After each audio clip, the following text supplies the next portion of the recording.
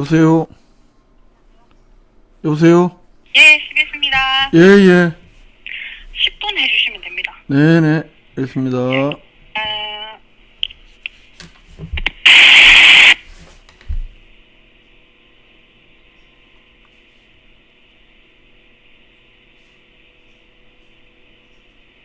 이어서 경주 소식입니다. 인터넷 신문 경주 포커스 김종득 기자 만나보죠. 안녕하세요. 예, 안녕하십니까. 네, 오늘은 경주의 지방선거 결과 집중 분석해 볼 텐데요. 예, 예. 우선 경주시장 선거는 준하경 현 시장의 압승이었죠. 예, 그렇습니다. 준하경 후보가 국민의힘 공천을 받았고요. 유효 투표자 10만 6,394명의 78.86%를 득표를 하면서 21.13%에 그친 더불어민주당 한영태 후보를 크게 앞서면서 재선에 성공했습니다. 네. 준하경 당선자는 이번 선거는 중단 없는 경주 발전을 열망하는 경주 시민 모두의 승리다. 더 낮은 자세로 더 열심히 일하고 더 많이 소통하라는 명령으로 생각을 하고 이번 선거에서 내건 공약 반드시 지켜서 사람이 몰려오고 일자리가 늘어나는 희망찬 경주 꼭 만들겠다. 당선 소감으로 밝혔습니다. 예, 개표 결과 좀 상세하게 살펴보죠. 예, 준하경 당선자는 사실은 내심 본인 입으로 공식적으로 한 번도 그런 이야기를 한 적은 없습니다만 캠프에서는 내심 전국 최고 득표율을 기대했을 만큼 시장 선거의 경우에는 승패보다는 준하경 시장 후보가 얼마나 많은 득표율을 기록할 것인가 여기에 관심이 많이 모아진 선거였습니다. 예. 이 개표 결과 준하경 당선자는 상대 후보와 득표율에서 57.7%포인트 표 차이로 6만 1,428표 차, 말 그대로 압승을 했습니다. 준하경 당선자의 득표율 78.87%는 이 경북 도내 시장 군수 당선자 가운데 오도창 영양 군수 81.5%, 김광열 영덕 군수 80.58%에 이어서 세 번째로 높은 득표율입니다. 이 23개 경북 도내 시군 가운데 영천, 의성, 울릉군 이렇게 3개 시군은 무소속, 나머지 20개 시군은 국민의힘 후보가 모두 당선이 됐는데 이 준하경 당선자의 경우에는 23개 시군 가운데 어쨌든 3위의 높은 득표율, 그리고 또 경주시 23개 읍면동 가운데 18개 읍면동에서 자신의 평균 득표율 78.8%보다 높은 득표율을 또 기록을 하기도 했습니다. 예, 읍면동별로 좀 살펴보죠. 예, 준하경 당선자는 근천읍에서 85.6%로 가장 높은 득표율 기록했고, 그 다음 간포 85.5, 황호 84.9, 충북 84.4, 산내면 84.2%, 성근동 84.2%, 보덕동 84%, 이렇게 7개 읍면동에서 무려 84% 이상의 높은 득표율을 기록을 했습니다. 이 황성동에서 73.26%로 가장 낮은 득표율을 기록한 것을 비롯해서 현곡면, 용강동, 선도동, 외동읍 이렇게 5개 읍면동에서는 평균 득표율보다 낮은 득표율을 기록을 했고요. 반면에 민주당 한영태 후보의 경우에는 6개 읍면동에서 자신의 경주시 득표율을 웃도는 성적을 올렸습니다. 황성동, 현곡면, 용강동, 외동읍, 양남면 이렇게 요런 6개 읍면동에서 자신의 21.13%보다 높은 득표율을 기록을 했고요. 네. 예, 그렇습니다. 네, 그러니까 높은 득표율로 당선이 됐는데 경북도지사 선거 결과도 이렇게 경주시장 선거 결과와 판박이었더라고요. 거의 동일합니다. 이 국민의힘 이철우 경북지사 후보는 경주시에서 78.6%의 득표율을 기록을 하고 또 민주당 임미애 도지사 후보는 21.4%의 득표율을 기록을 하는데요. 이철우 당선자는 경북도 득표율 77.95%보다는 경주시에서 조금 높은 득표율을 올린 반면에 임미애 민주당 도지사 후보는 경북도 득표율 22.04%에 조금 못 미치는 결과를 경주시에서 거뒀습니다. 예, 경북 도의원 선거에서는 예상대로 국민의힘이 휩쓸었네요. 그렇습니다. 경주시에서 도의원 선거구는 4명인데요.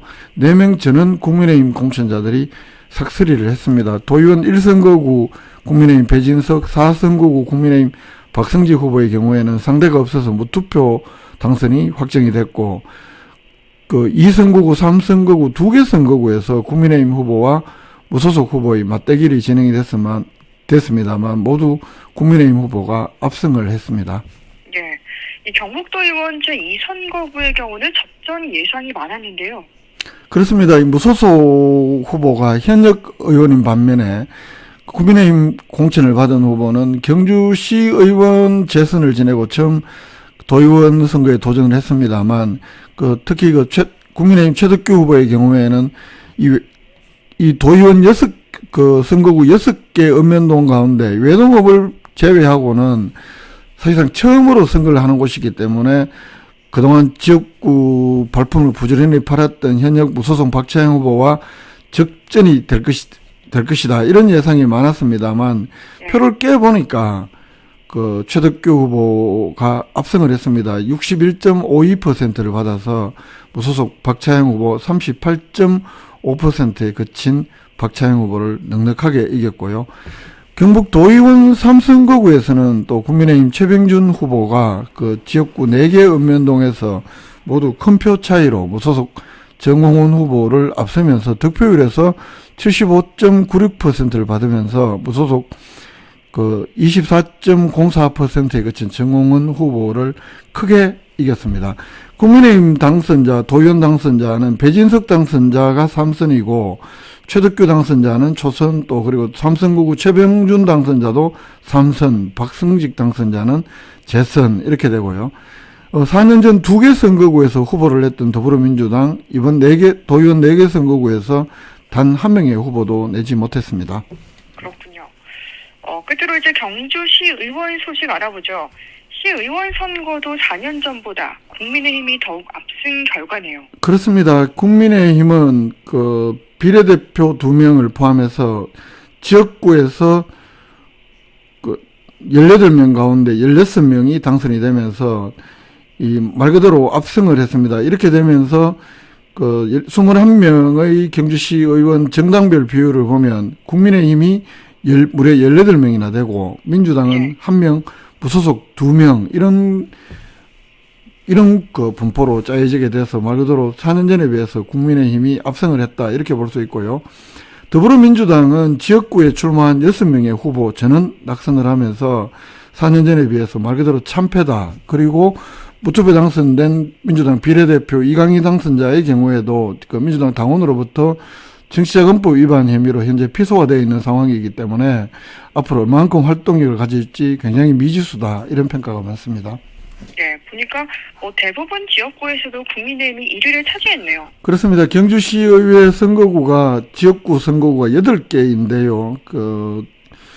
4선거구에서 무소속 후보가 1등 한 것을 제외하고는 7개 선거구에서 국민의힘 후보가 모두 1위를 차지했습니다. 그리고 8개 선거구 가운데 6개 선거구에서 국민의힘 후보가 1, 2위를 휩쓸면서 전원 당선되기도 했고요. 다만 라 선거구에 국민의힘 주동열 이질락 후보가 1, 3위로 당선되면서 현역 국민의힘 엄순수 후보가 낙선했고 그 자리를 무소속 오상도 후보가 당선되기도 했고 또 4선거구에서 무소속 김동희 후보가 1위를 차지하면서 국민의힘 후보 김소연, 박광호 후보가 2, 3위로 각각 당선이 됐습니다.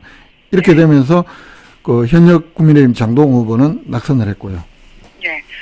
더불어민주당은 지역구에 출마한 6명 전원이 낙선했네요. 그렇습니다. 4년 전만 하더라도 경주시 의원 9개 선거구에 4명이 출마해서 무려 3명이나 당선이 됐습니다. 그리고 비례대표 1명, 총 4명이 당선된 것과 비교해보면 이번엔 비례대표 1명을 제외하고 전원 낙선했기 때문에 말 그대로 참패다 이렇게 볼 수 있는데 그 원인은 경쟁력이 있던 것으로 평가되는 현역 서선자 한영태, 김태현 이렇게 4명 중에 3명이나 공천에서 배제시킨 말 그대로 잘못된 공천이 결정적 패인이다 이런 분석이 일반적입니다.